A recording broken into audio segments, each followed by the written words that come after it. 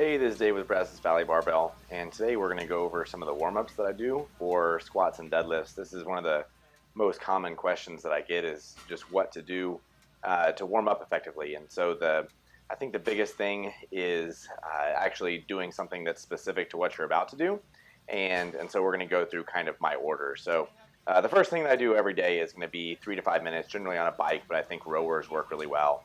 And this is really just trying to increase the temperature in my quads and my whole body. So I alternate between using my legs only, using my arms, kind of speeds and all that, but I am trying to get my heart rate up a little bit and really just get generally warm. So this has been a big deal for myself, for other lifters that have knee problems. Just getting your quads more warm is just an easy thing to do right there. It doesn't take long at all. So next one is one that has really helped out how my back feels and just general flexibility down at the bottom of the squat or the deadlift. And so roll over to V stretch, 10 reps, going nice and slow. And so the order with the warm up here is just going to be going from things that are low intensity, low stress to things that are a little bit more specific to squatting or deadlifting or whatever you're doing.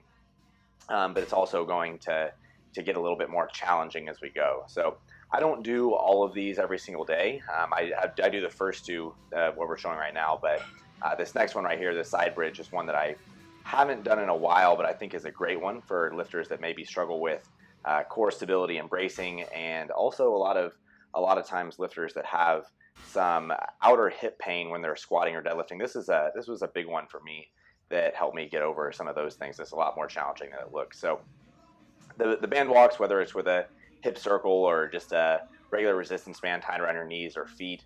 Again, this is a similar idea as far as what the bike does, is where the bike I was getting my quads warm. Here I'm getting more my glutes warm. I don't know that I like terms like activation or anything like that, but if we're just increasing the core temperature, those muscles are going to be a little bit more pliable and produce force a little bit quicker.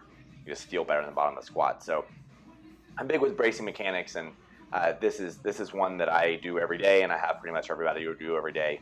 I keep the band on here. Again, I'm just the easy thing to add to get my hips a little bit more warm, especially with me squatting wide in the sumo stance. But really what I'm trying to do right here is just really have a nice solid trunk and drop all the way into the bottom and not let that position change through any of my reps. So as we're going, we're getting a little bit more specific and increasing the intensity, but none of these should be very tough.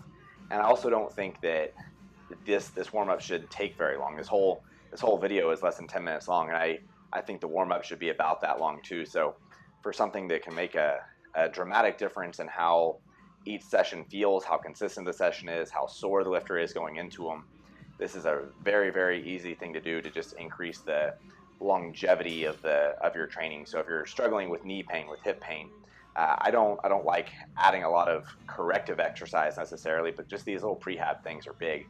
The duck walks that I've stopped doing, I think they're honestly a little bit too hard sometimes, but this was one that I almost think fixed me when I was having a lot of my hip pain, was that it's very demanding from a single leg stability and strength standpoint. So if you're having any discomfort in your knees or hips, and you see that that's a big deficit, that's a big one to do. So this is the last one that I do. I think this is it's relatively low impact. It's not super intense, but it challenges everyone's ankle mobility, the hip and knee mobility, just getting into a good strong squat down at the bottom.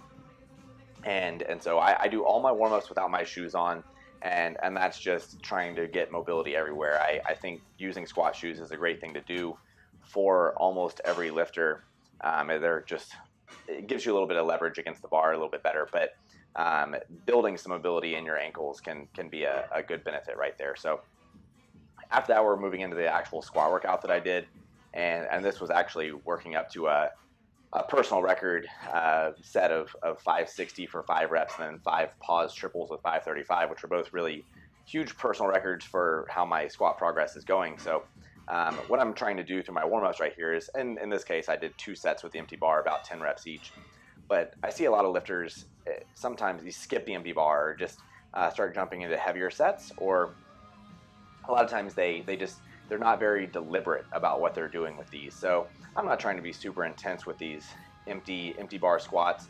I'm just going over all the things that I did through my warm-up, and I'm trying to apply them in a specific way now actually into my squat. So you see me doing a good job with bracing every time, hitting depth every time, spending a little bit more time in the bottom of the squat where I need a little bit of work. So as I'm warming up, I'll also bring a little bit more intensity to each lift, but I don't think that lifters need to take this dramatic, effort on all the weights with 135, with 225, whatever, acting like it's a max effort set. I think that can waste a little bit of energy, and I think you can warm up your intensity as well through the sets as you go. So if we're watching these warm-ups, you'll see that, in particular, the way that I address the bar and everything stays the same, but I bring a little bit more emotion into each one. So now that I'm nice and warm, you'll see my sets or my reps start dropping off per set. I did 10 with the empty bar. I did 5 with 135, 3 with 225. At this point, I should be warm. So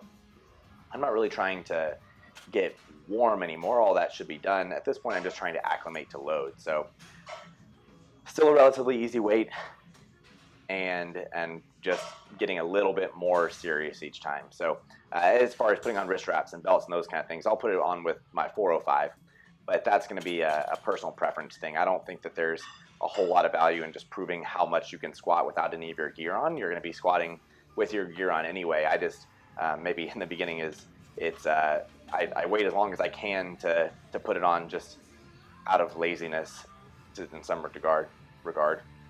So then after that, then I just want to, at 405 and up, I'm wanting these squats to start feeling easy. I'm really starting to want to feel where I'm at every day. So you can see now I'm starting to bring a lot more intensity into my sets.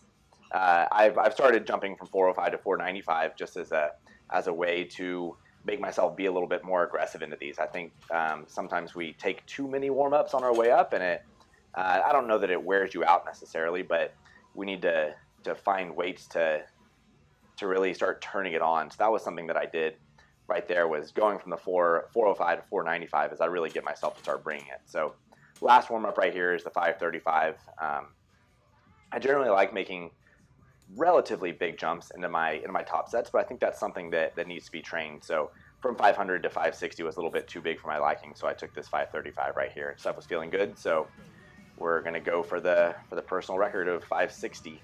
And I wanted this is the last week of a rather large block for me, so this was supposed to be a max over 5, and I think maybe I had a little bit more weight, or I could have done another rep or so on this. So this is right where I want it to be heading into national. So we'll see that I put a lot more intensity, but all of my reps on this are gonna look very similar to all my warm-ups. And so at this point, everything that I did warming up, whether starting on a bike, is kind of starting to show up, is that now I'm prepared to be able to execute this load well. A lot of times lifters will get under these heavy weights and they'll change how fast they descend or any of those kind of things. But if you're deliberate about what you're doing, you'll get into these top sets and everything will feel good, and you'll be able to actually execute to the best of your abilities and represent how strong you actually are. So this ended up being a really successful workout for me, and a lot of it is just the little things that I do going into every session to be able to create the same process every time and have the same feeling. So hopefully that helps out everybody, and let me know if you have any questions. Subscribe to the channel. Thanks for watching.